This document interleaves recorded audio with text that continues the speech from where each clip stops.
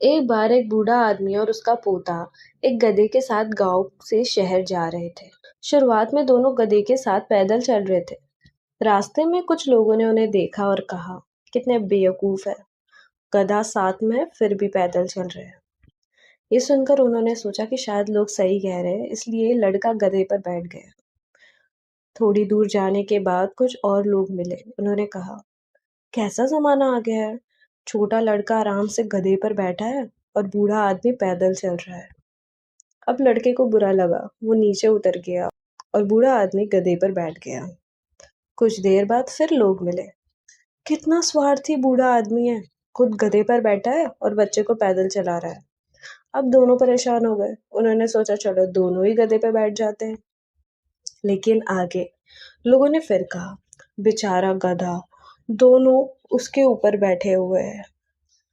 अब उन्हें समझ ही नहीं आ रहा था कि करे तो करे क्या। आखिर में उन्होंने गधे को ही कंधे पर उठा लिया ताकि कोई उनकी बुराई ना करे। लेकिन लोग उन्हें देखकर जोर जोर से हंसने लगे। और तब बूढ़े आदमी को समझ आ गया कि अगर तुम हर किसी को खुश करने की कोशिश करोगे तो आखिर में तुम खुद ही मजाक बन जाओगे। इस कहानी से एक बहुत सिंपल लेसन मिलता है। जब आप सबको खुश करने की कोशिश करते हो तो अक्सर आप खुद को ही खो देते हो। हर किसी की राय अलग होती है, इसलिए हर किसी को खुश करना इम्पॉसिबल है। अब एक सवाल, क्या तुम्हारे साथ भी कभी ऐसा हुआ है? किसी ने तुमसे कुछ मांगा हो और तुम एक्चुअली में वो करना ही नहीं चाहते थे, लेकिन फिर भी तुमने कह दिया, ठीक है मैं कर लूँगी। अंदर से तो बिल्कुल मन नहीं कर रहा था, नो विलिंगनेस, नो इंटरेस्ट, लेकिन फिर भी तुमने हाँ बोल दिया। सिर्फ इसलिए क्योंकि तुम नहीं चाहती थी कि सामने वाले को बुरा लगे। कभी-कभी हम कॉन्स्टेंटली दूसरों को खुश करते रहते हैं। हम चाहते हैं कि वो हमेशा खुश रहे, उन्हें कोई प्रॉब्लम ना हो, और इस प्रोसेस में हम अपनी खुद की नीड्स और फीलिंग को इग्नोर कर देते हैं। सिर्फ इसलिए ताकि किसी और को बुरा ना लगे। इस जस्ट लाइक किसी ने तुमसे पेन मांगी, तुम्हारे पास सिर्फ एक ही पेन थी, तुम्हें उसकी ज़रूरत थी, लेकिन फिर भी तुमने दे दी क्योंकि तुम्हें लगा कि अगर मना किया तो सामने वाले को बुरा लग जाएगा। But what about your own needs, what about your own life? अगर तुम समझ रहे हो कि मैं किस चीज़ की बात कर रही हूँ, तो ये और कुछ नहीं, पीपल प्लीजिंग है। जो लोग पीपल प्लीजिंग करते हैं उनका माइंडसेट कुछ ऐसा होता है कि वो दूसरों को मना नहीं कर पाते। They don't want to upset anyone. उन्हें लगता है कि नो कहने से बेटर यस कह देना है, क्योंकि अगर वो मना कर देंगे तो लोग उन्हें सेल्फिश समझेंगे और वो सेल्फिश नहीं दिखना चाहते। कहीं ना कहीं वो हर किसी के फेवरेट बनना चाहते हैं, हर किसी की नज़रों में अच्छा बनना चाहते हैं, लेकिन सच ये है कि ये इम्पॉसिबल है। पीपल प्लीजर अक्सर सोचते हैं कि दूसरों की नीड्स पहली आती है। वो अपनी ज़रूरतों को इग्नोर करते हैं।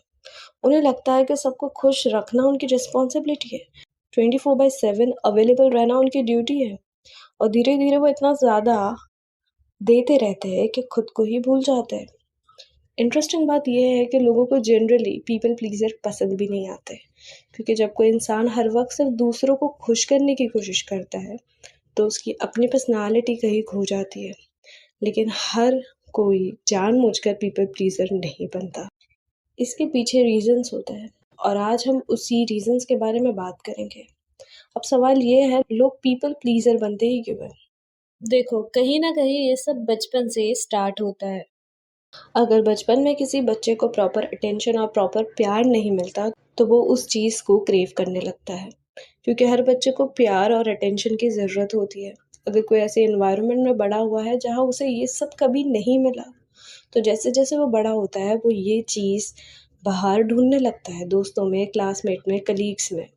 वो हर वो चीज़ करने की कोशिश करता है जिससे लोग उसे अटेंशन दे, थोड़ा प्यार दे, थोड़ी वैल्यू दे, क्योंकि हर इंसान को उसकी ज़रूरत होती है। धीरे धीरे हमारे अंदर एक नेगेटिव बिलीव बनने लगता है। हम सोचने लगते हैं, शायद लोगों ने मुझे प्यार नहीं दिया क्योंकि मैं वैल्यूएबल ही नहीं हूँ, शायद मैं वर्दी इनफ ही नहीं हूँ। और फिर हम दूसरों को खुश करना स्टार्ट कर देते हैं। सोचते हैं कि शायद अगर मैं सबके लिए अच्छा करूँगी तो कोई मुझे भी वैल्यू देगा।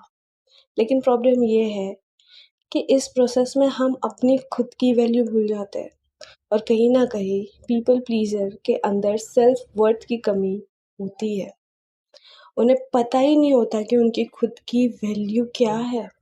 और जब तक तुम अपनी वैल्यू नहीं समझोगी तब तक पीपल प्लीजिंग से बाहर निकलना बहुत मुश्किल है। कभी कभी हमें ये तक नहीं पता होता कि हम पीपल प्लीजिंग कर रहे हैं। हमें लगता है सब नॉर्मल है, लेकिन रियलिटी में हम कंटिन्यूसली अपनी बाउंड्री को तोड़ रहे होते हैं। अगर तुम जानना चाहते हो कि तुम पीपल प्लीजिंग करते हो या नहीं, तो एक सिंपल एक्टिविटी करो। एक पेपर और पेन लो और 7 ऐसी सिचुएशन लिखो जहाँ तुम्हें नो बोलना चाहिए था, लेकिन तुमने हाँ बोल दिया। किसी को अपनी चीज़ दे दी, किसी का काम कर दिया, किसी की रिक्वेस्ट मान ली, जब तुम्हारा मन नहीं था। सब लिखो और फिर खुद से पूछो, अगर मैंने उस वक़्त नहीं बोला होता, तो मुझे कैसा फ़ील होता? और तब तुम्हें समझ आएगा कि तुम अपनी बाउंड्रीज़ कितनी बार सैक्रिफ़ाइस करते हो। मुझे पता है पीपल प्लीज़िंग छोड़ना आसान नहीं होता, क्योंकि तुम्हें उसकी आदत हो चुकी है। लेकिन एक बात याद रखना, तुम्हारी सेल्फ वर्थ किसी के अप्रूवल से ज़्यादा इम्पोर्टेंट है।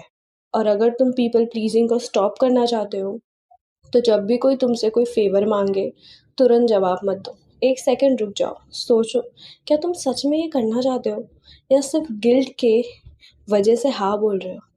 अगर तुम नहीं करना चाहते तो रिस्पेक्टफुली मना कर दो।